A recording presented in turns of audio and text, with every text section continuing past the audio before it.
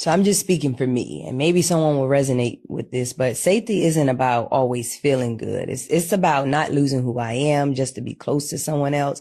I don't have to shrink to be accepted. I don't have to silence myself to keep the peace. I don't have to overperform to feel worthy. Feeling safe means I can bring the full version of me to the table and still belong. It means I can grow and still be held, be accountable and not be erased, be imperfect and still be respected. Because real safety isn't built on constant comfort. It's built on connection that can hold realness and not just perfection. That means it can hold disagreement without turning into disconnection. It can hold honesty without becoming punishment. It can hold the truth of who you are without demanding that you edit it. That's what safety really is for me. It's not walking on eggshells, but walking in truth and knowing that the relationship can hold all of that.